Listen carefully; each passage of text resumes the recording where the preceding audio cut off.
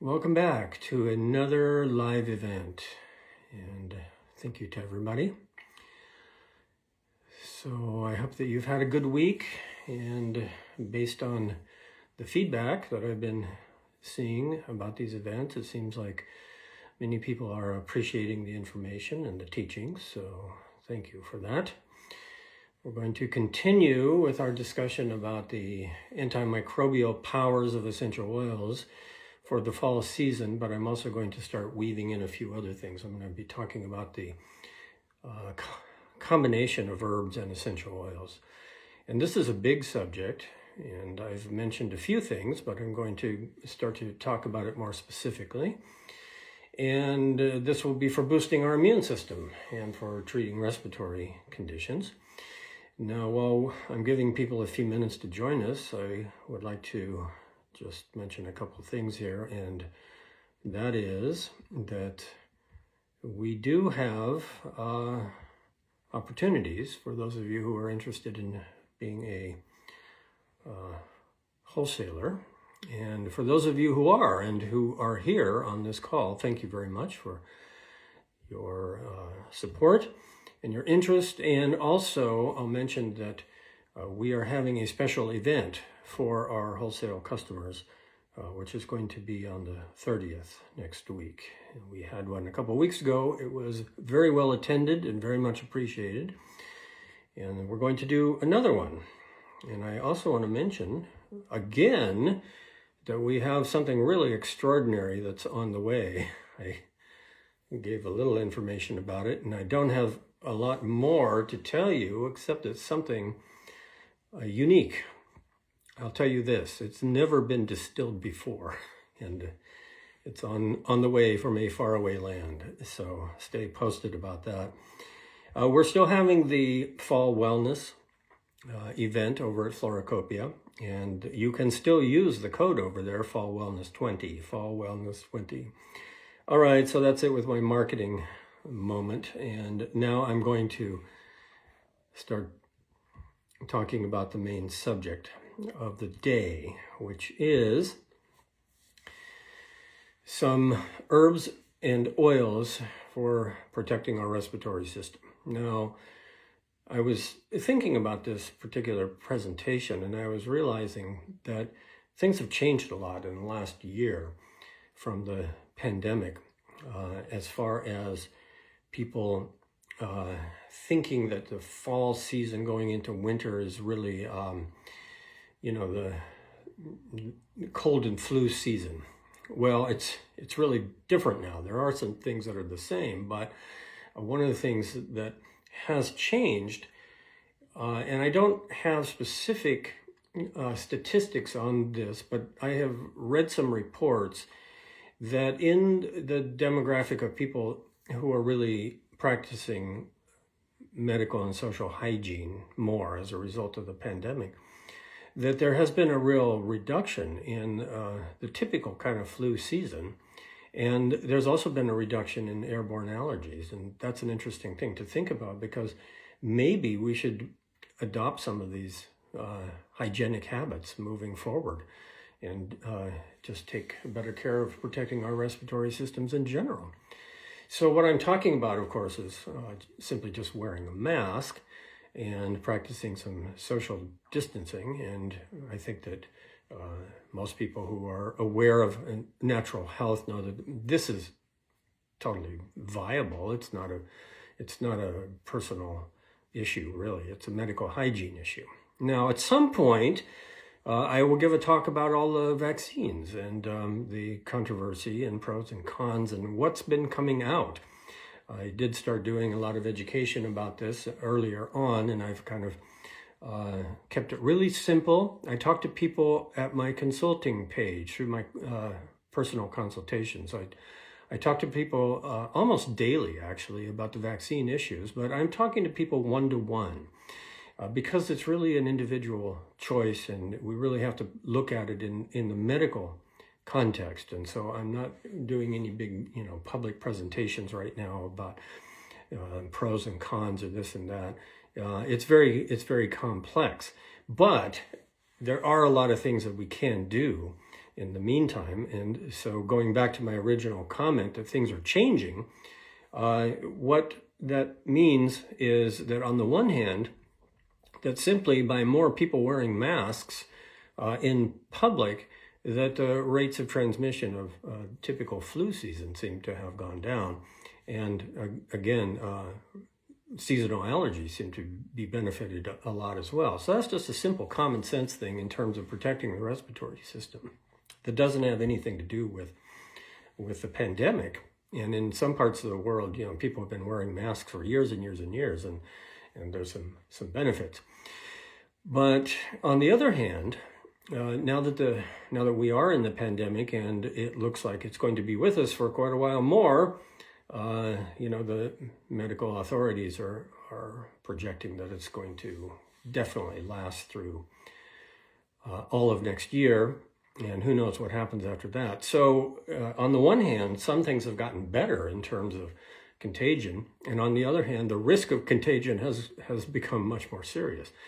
And so that's where there is a good discussion about the antimicrobial powers of essential oils. And I have been introducing this topic a little bit at a time over several of these presentations.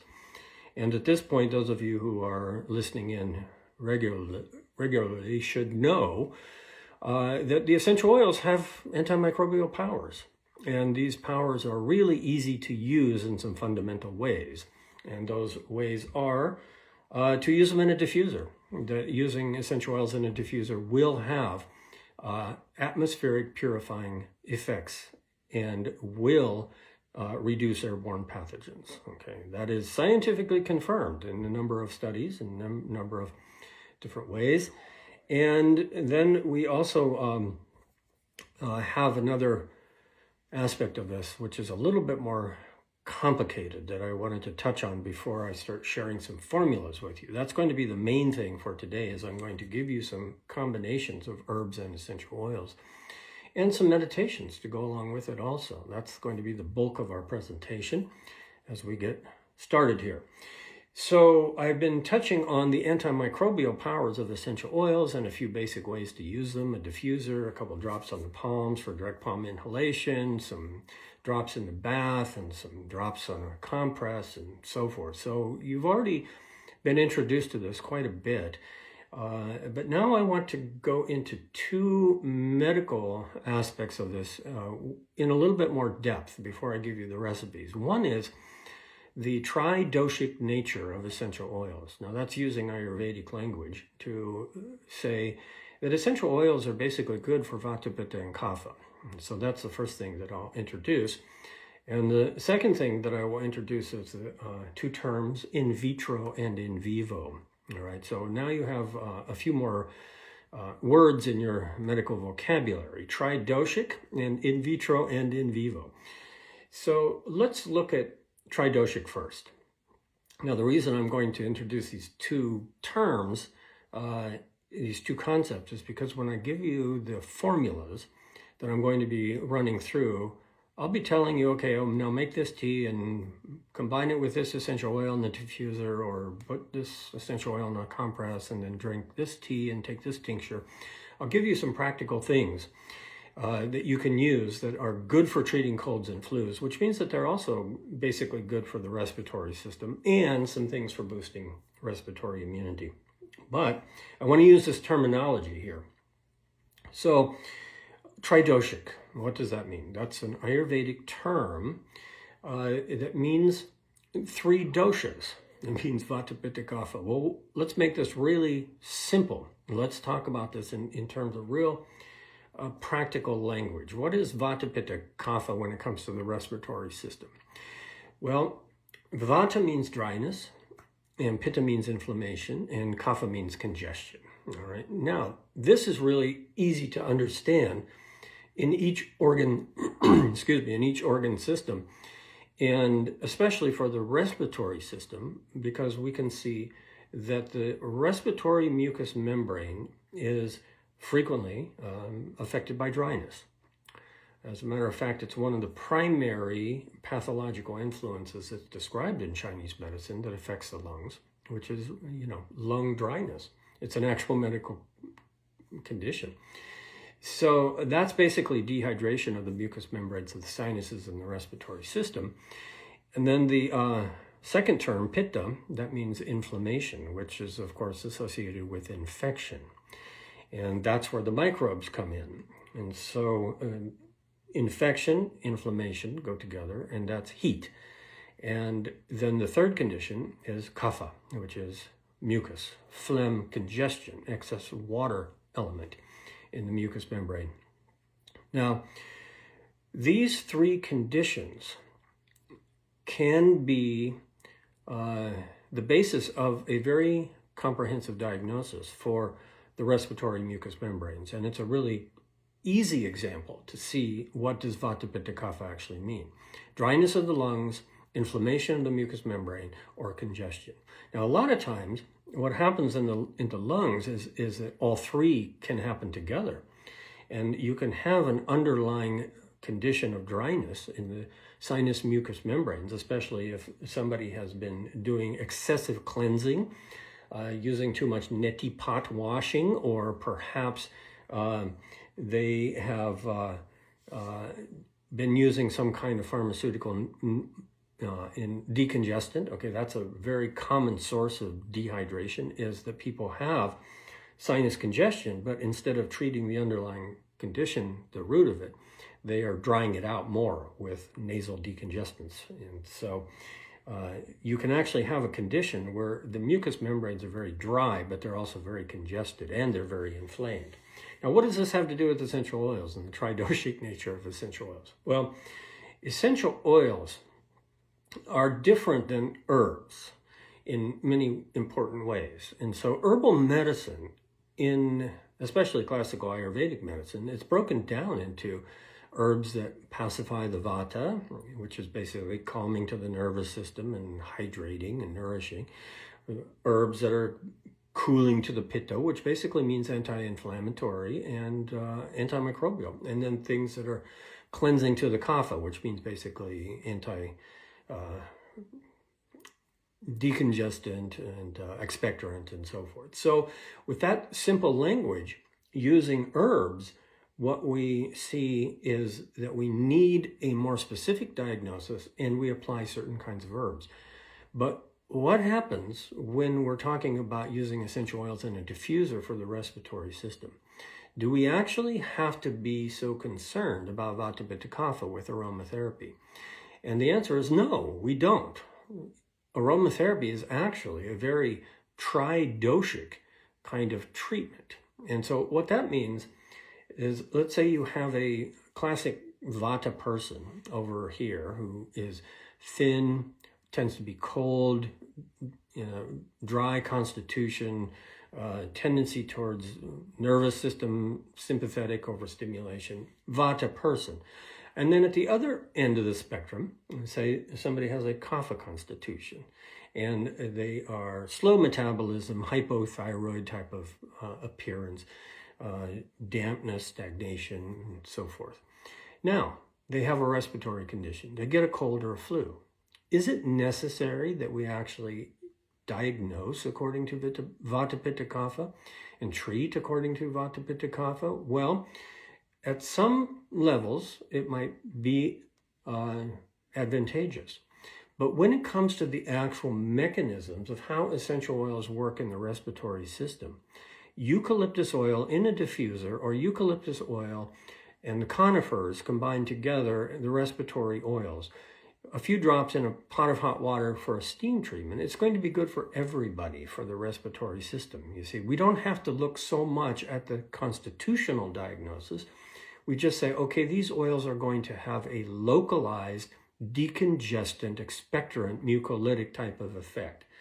So this is a very interesting thing about essential oils, is that since they are coming in through the olfactory system, and since they're coming in through the respiratory system as a primary route of administration, then we do not have to go through the same level of complexity, which also means confusion a lot of times, about the diagnosis and the treatment, you see. So essential oils then, and this is your main takeaway point in your education about aromatherapy, essential oils are tridoshic.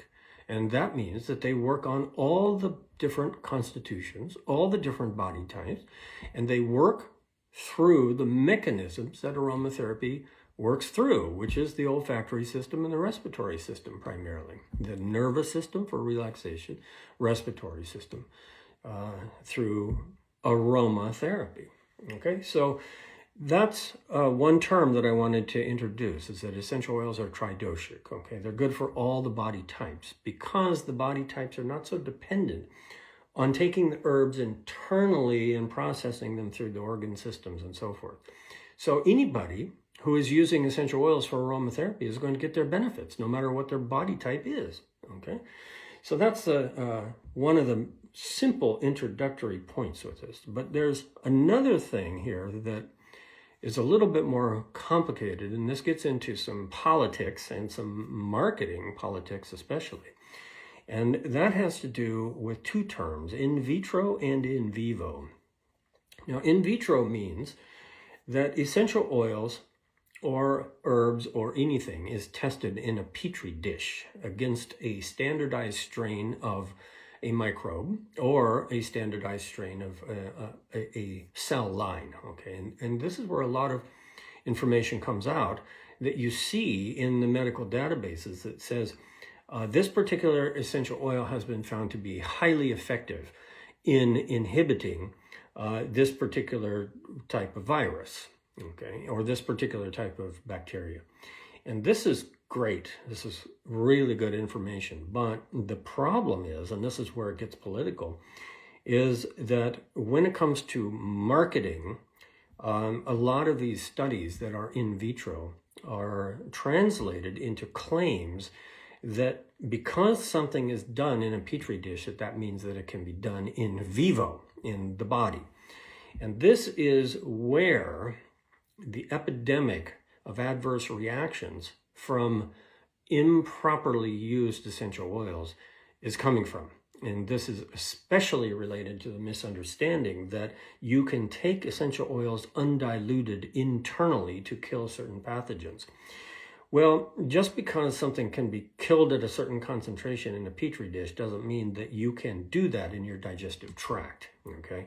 It doesn't mean that you can do it in your bloodstream against cancer cells. It doesn't mean that you can do it in your respiratory system if you consume things internally, okay? Because of the range between the level that is needed to kill the pathogen and the level that is going to hurt you is very narrow. And so in other words, we can see that the essential oils will destroy the microbes in a petri dish, but that doesn't mean that we can actually get enough concentration in the bloodstream. It's the levels required to duplicate that in the body would basically destroy our digestive tract. So this is very problematic, and a lot of people are being told, well, you should use essential oils this way and that way because of this in vitro research. Okay, now if you hear studies, then you should always be careful about where the information comes from. And this is a big area of research that's going on because what's driving research into a lot of the antimicrobial powers of essential oils is because the pharmaceutical industry, the medical field understands clearly that the medications have serious limitations, and the main one is that the microbes are smarter than the drugs, and it doesn't take very long for them to become resistant. So companies are looking, labs and pharmaceutical companies and researchers are looking at natural alternatives to try to get around this. And I talked about this a little bit last week. But that's another real serious consideration here, is that if anybody is telling you essential oils kill this particular microbe, and therefore you should use it to treat this particular microbe, that's a big red flag, all right? So what we can do then is that we can use essential oils and herbal medicine in general ways that are biocompatible. So here's the main thing. If we're taking essential oils orally, it's not biocompatible. But if we are breathing them from the diffuser, it is biocompatible. So really, aromatherapy, the entire practice of aromatherapy is nothing more than taking a huge amount of plant material. And that plant material is biocompatible. So let's say you take a whole field of Tulsi, all right? Well, the Tulsi herb is biocompatible. We can eat it, we can make tea out of it, okay? But we take this entire field of Tulsi and we put it into a still, and we get 1 or 2 liters of this highly concentrated oil out of it. And those 2 liters represent the entire field that has been extracted of the essential oil. But here's the thing, that essential oil is no longer biocompatible. In other words, you put it on the skin, it'll burn. You put it on your tongue, it'll burn. You swallow it, it'll burn. So it's not biocompatible. So then what do? The entire practice of aromatherapy then is simply diluting it, taking the essential oil and diluting it back to a biocompatible level. So we take a whole field of plant material that is biocompatible, we distill it into something that is not biocompatible, and then we dilute it back so that it is biocompatible, and it raises the interesting question, well, why bother? Why not just use the plant material? And so we can use essential oils in a diffuser or on chest compress or direct palm inhalation. We can use essential oils in diluted forms and then combine them with the herbs.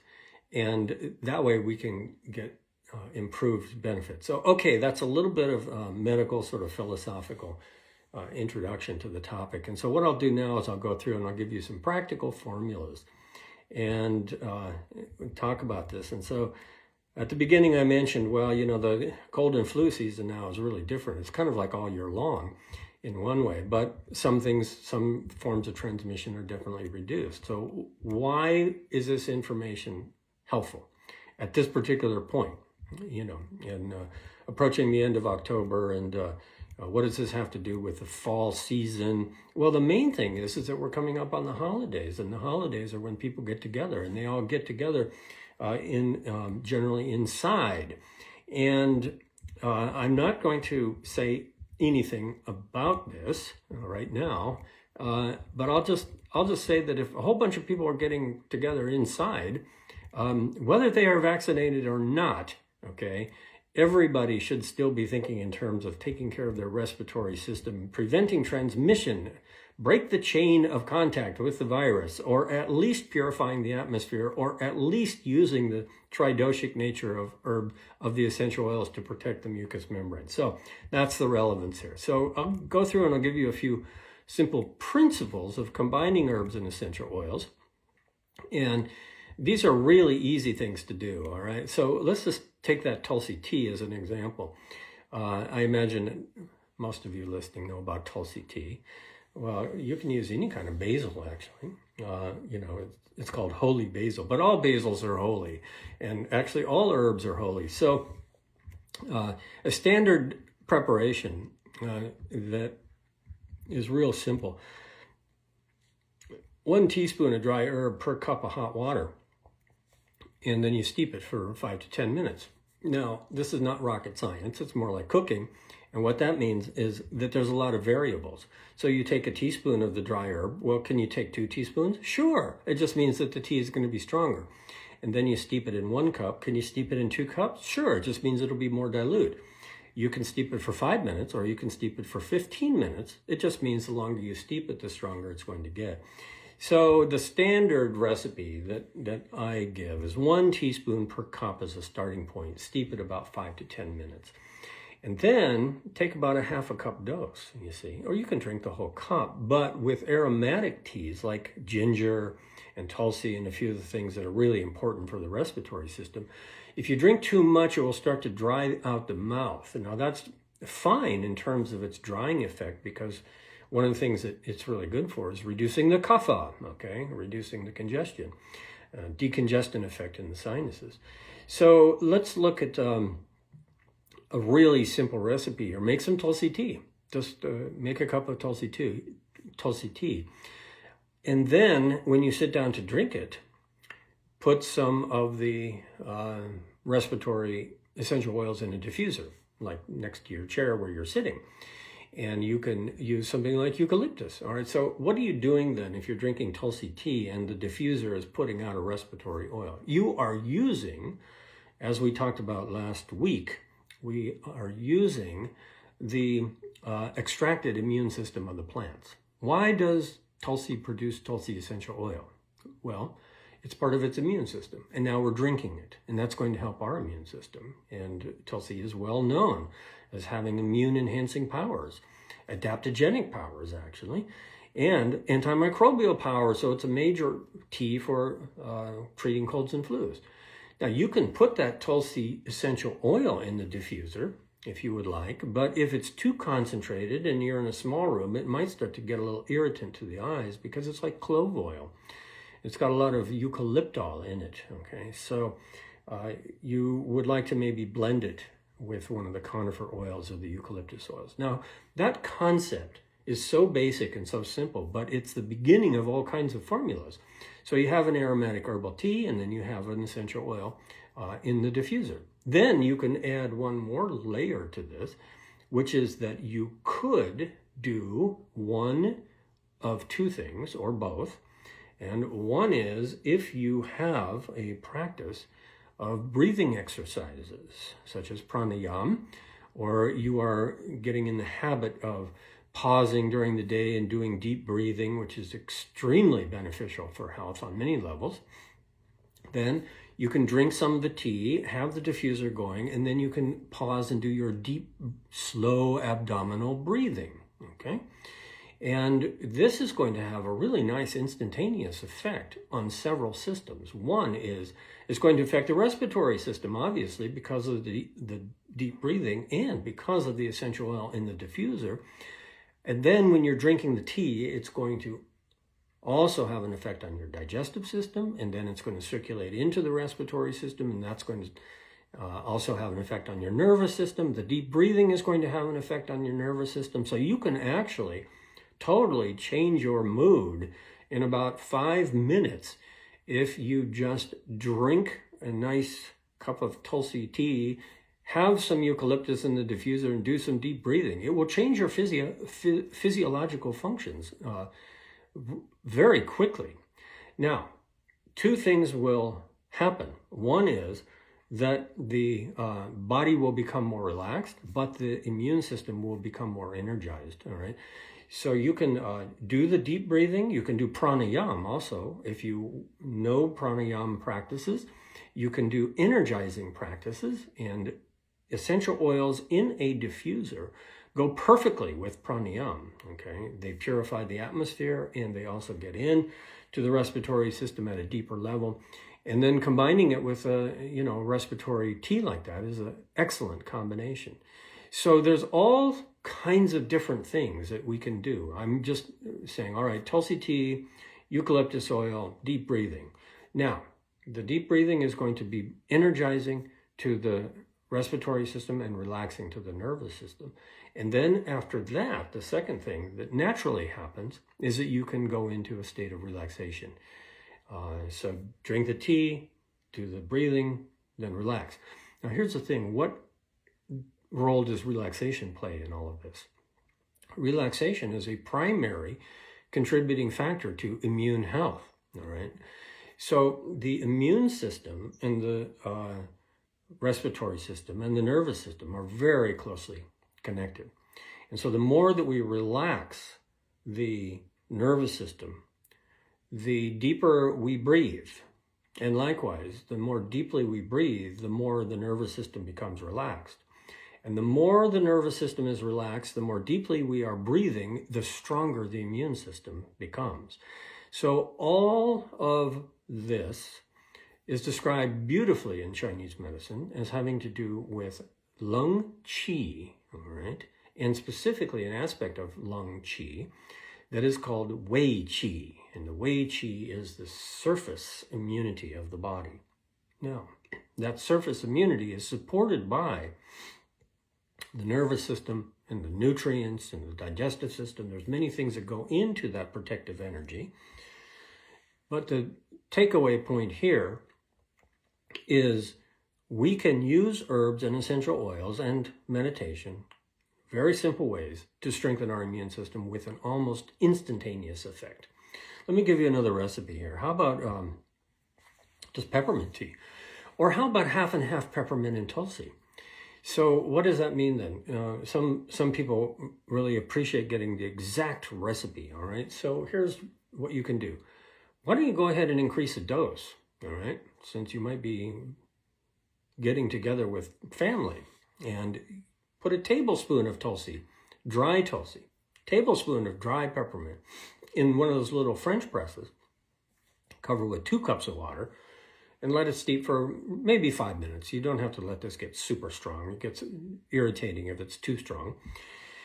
And then press it out and take a half a cup dose. And then you can add in the diffuser, make a blend, all right? So how about eucalyptus and lavender? There's a nice combination to consider. We don't have to think only in terms of eucalyptus oils and conifer oils and things like this for the respiratory system, because aromatherapy, virtually every essential oil has some benefits for the lungs because it's aromatherapy. So the next category of essential oils that can be really good in this type of approach for immunity is the flower oils. And the flower oils are very interesting because they are also strongly antimicrobial. So if you diffuse lavender oil, it's actually killing the pathogens in the atmosphere. So you can combine half and half eucalyptus oil and lavender, put it in your diffuser, and then you've got your tea that's that's Tulsi and peppermint. And while you're at it, you could just make some ginger tea also. So now we start to kind of develop the layers of the herbs, and we start to end up with some formulas. Now with ginger, you want to make a decoction first, okay? And here's an important principle, is that some things you want to simmer it for a while. You can use the same basic amounts, 1 teaspoon chopped fresh ginger per cup of water, but why don't you do this? Start with 4 cups of water, and you can put in 1 teaspoon chopped fresh ginger in 4 cups of water, okay? Simmer it for about 5 or 10 minutes to get some of the ginger extract, and then you can use that ginger tea to make the infusion of the dry herbs, all right? So why don't we just go on and look at something else here. So what else would you like to do with the ginger tea? Well, let's try something totally different here. And this is actually more for treating respiratory conditions of upper respiratory infection with colds. And that is, you can make a blend, okay, and this is a treatment for cold symptoms. Elder flowers, okay, yarrow flowers is very nice. Linden flowers is very nice, and peppermint, okay? So those 4, and if you are not taking notes, you can always come back and watch this later. So just take equal parts, okay? Elder flowers, yarrow, linden flowers, and peppermint, okay? So that'd be 1 teaspoon of each in 4 cups of water. Or you could blend all the dry herbs and take 1 teaspoon of the blend in 1 cup of water. Or you could, instead of using just water, you could use ginger tea. You see, so it's really flexible here. But as we add more herbs, what we do is we start to get more comprehensive kind of formula. Now, there's a couple other essential oils that I wanted to mention here that are really important for treating the respiratory system during the cold and flu season. And I know that some people are actually using these oils now in their diffusers for protective purposes, and this is fine. But these are also oils that are very important for treatment if there is an infection. And these 2 oils are much, much stronger in some ways than eucalyptus and lavender. They're really potent antimicrobials. One is called Ravinsar, sometimes also known as Ravinsara, okay? And the other is thyme.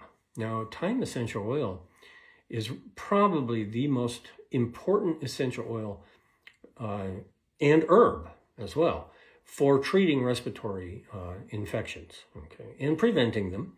So you could take those 2 essential oils and you could combine equal parts Ravinsar, thyme, eucalyptus, you could add it, and lavender. You could put all 4 of those together in your diffuser. Now, this is not an exact science. And so if you have a diffuser, the ionizing vapor type, all you have to do is just open it up and just like sprinkle 1 drop of each on there. Okay, and that's going to give you a nice blend. And then you can drink that blend of tea that I just suggested for you. Now, another route that we could go with these kind of formulas is that we can start to add some real immune stimulants, okay? And we can start to make the tea out of some stronger spices. And so this is kind of an Ayurvedic, an Ayurvedic concept in a way. Respiratory conditions, the immune system, the digestive system are frequently treated with fairly heating, stimulating kinds of herbs. And so one of the things you can think about is ginger, again, okay? And you can also think about turmeric. And turmeric root can be simmered in the same way that ginger is, okay? And it has very good immune boosting properties, antimicrobial powers. And I'll add a third one here that a lot of people don't know about. They might have heard about it, but it's not so common, and that is Galangal. Now, these 3 are actually very closely related botanically, okay? They all contain oleoresins, and they all look similar in terms of the way they grow. It's the rhizomes that are used. They have a similar kind of stalk. A lot of species look very similar. So again, those 3, ginger and turmeric and galangal, and you can get all of these in the market generally, and you can slice them up. And again, the recipe is the same, 1 teaspoon per cup of water, but that can be either individually, 1 teaspoon of each in 3 cups of water, or it can be 1 teaspoon of the blend in 1 cup of water. And you would like to simmer it for 10 to 15 minutes to get those oleoresins to come out. Now, this type of tea has a warming, stimulating effect on the entire system.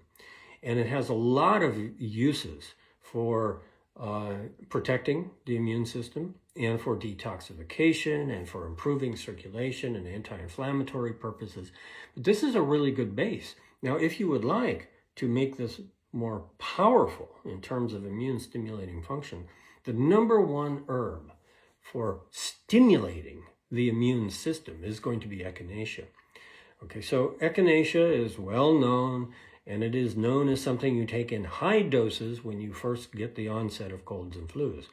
But you can take it occasionally just to stimulate the immune power.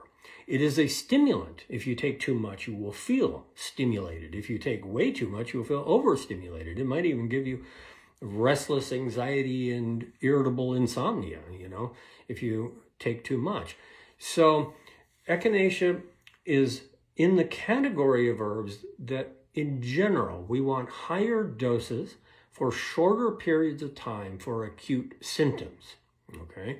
And that's different than treating more chronic conditions. For more chronic, long-term, more complex things, we use the opposite. We use lower doses, okay, for longer periods of time for chronic.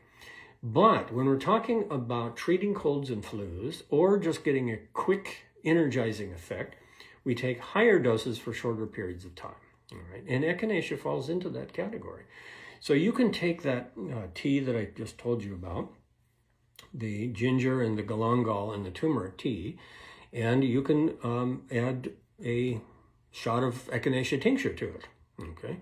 And this, again, is an inexact science, but what does that mean? A lot of prescriptions are given according to the dropper of the tincture, but that's really inexact. So I tend to translate that into teaspoon measurements. So a half a teaspoon of echinacea tincture in a half a cup of that type of spicy ginger, galangal, turmeric tea is going to have a very immediate warming stimulant effect on your entire body. And this is going to be very good as the cold season approaches. And so when would you like to take that? You would like to take that, when it starts to get really cold out and when you have to go socialize around people. Just take a big dose of it, warm yourself up, and that's going to give you some good protective energy. All right, so let's do just maybe one or two more here. And there's so much that we could do with this, and maybe just continue on with some of these formulas for next week. Why don't we look at a different type of immune boosting? Okay, so I've given some of the aromatics, and those include the peppermint and the ginger tea, and the Tulsi Tea, and the Galangal and the turmeric. Those are a few of the real common things, and then a few of the important essential oils I've mentioned. But there's another way that we can think about boosting our immune system, and that is through taking some of the adaptogenic herbs in combination with things that are really nourishing. Okay, so what does that mean? Well, why don't we think about astragalus and licorice? Okay, those are famous herbs now, but we could also add reishi mushroom. You see, reishi and chaga, these two medicinal mushrooms, are very good for boosting respiratory immunity. And astragalus is also really good for boosting immunity as well. And then licorice as a tincture is also excellent for boosting the immune system. Now, in all of these cases, what we should be aware of is that these are not things that should just be consumed indiscriminately. And this is happening now as more and more people are becoming aware of adaptogens as a category of herbs. It's becoming very trendy to take adaptogens with virtually everything. I mean, you know, adaptogens in smoothies and adaptogens here and there.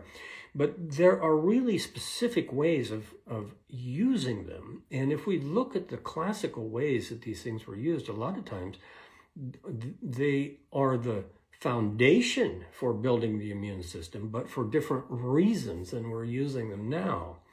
So astragalus, for example, was not used as a primary immune boosting herb in the same way that it's being used now. It was popularized when the pandemic came out. Everybody started taking astragalus because they thought it was going to protect them from the pandemic, from the COVID virus. And for many months, herb companies were totally sold out of astragalus. But that's not how it used to be used. It was used originally for boosting the immune system in people who were very depleted. And specifically, if a woman is having chronic blood loss, okay, or if somebody is going through chemotherapy and radiation and is very weak, or if a person in general is recovering from a long-term illness, you see. And so that's a different kind of immune deficiency, a different type of immune weakness than somebody who's healthy and relatively strong and is just consuming astragalus because they want to protect themselves from a virus, you see. So when I give this formula, let me just put it in the context here, that these herbs, say you use equal parts, okay? Tincture of reishi mushroom, and then tincture of chaga mushroom. They go together very well. And then tincture of astragalus, and then tincture of licorice, okay? And these four, you can just add them to a half a cup of hot water. How much do you want to add? How about half a teaspoon of each? Okay, well, that's a pretty strong dose. And then you could put those 2 teaspoons of tincture all together into a full cup of something like the Tulsi ginger tea. Okay, now sip on it because that's a lot of medicine. 2 teaspoons of adaptogenic tinctures. Well, that's quite a lot, and it's really good. And it's going to be very helpful for people who are really depleted.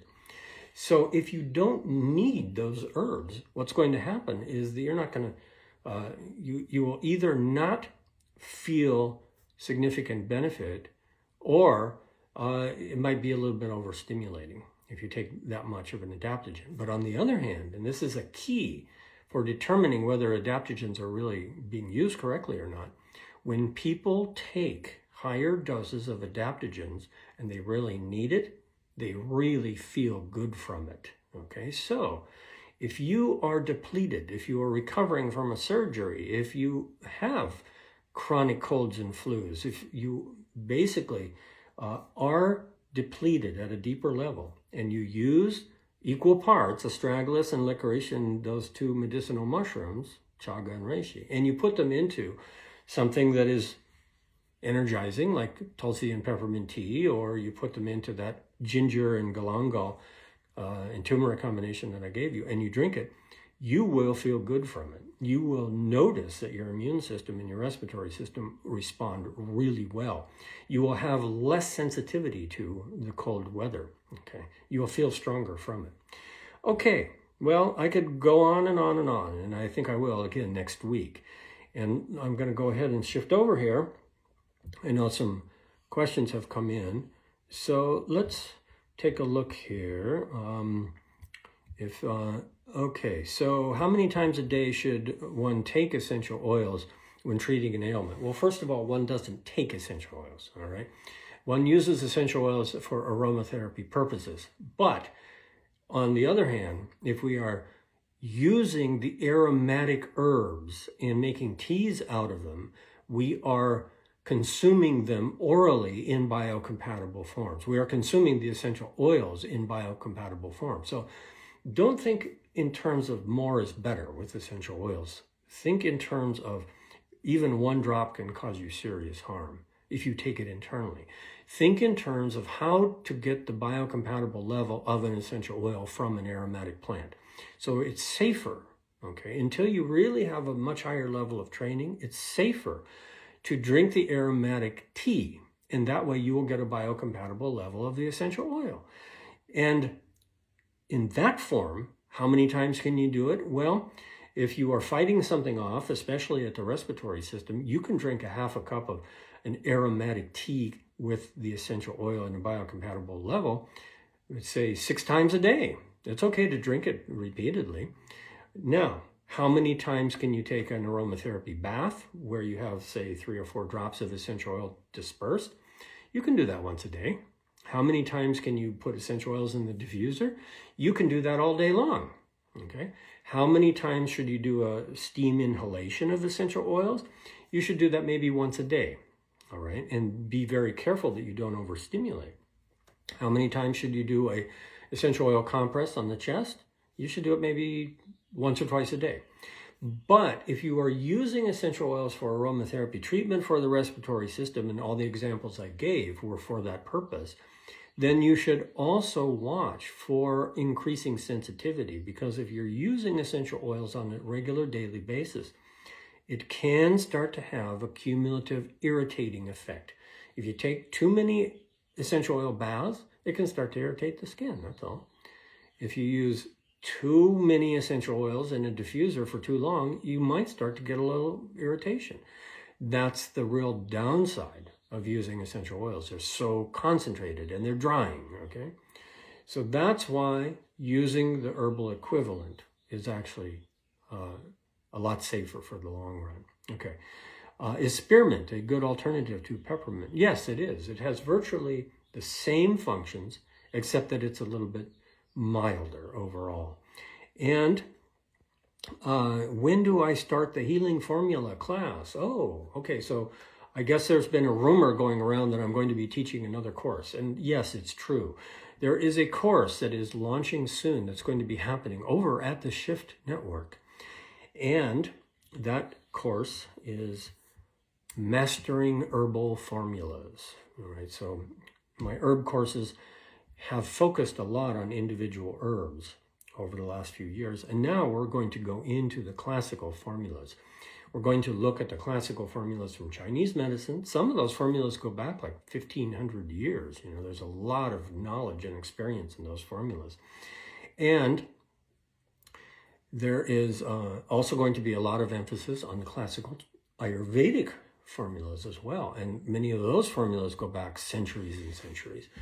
And then we're also going to be studying some of the classical Western herbal formulas. And guess what? There were formulas that were created in old European herbology 500-600 years ago that are still around. And we just don't know about them as much. We know more about the classical Asian formulas.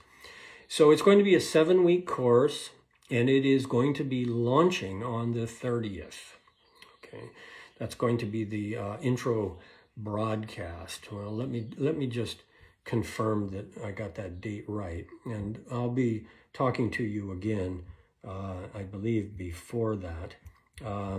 So it's going to be on the 30th, is when the broadcast video is going to go out. And so I will be doing that conversation with Stephen Dinan, as I always do. We talk about the course, and so keep an eye out for that.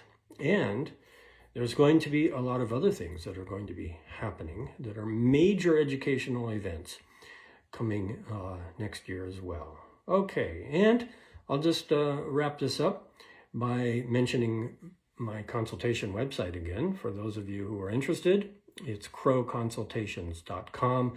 And for all of you who have contacted me and had consultations and discussions with me, thank you very much for that. So with that, I will sign off. There will be more educational content and more discussion and philosophy for you next week. So have a wonderful, safe week.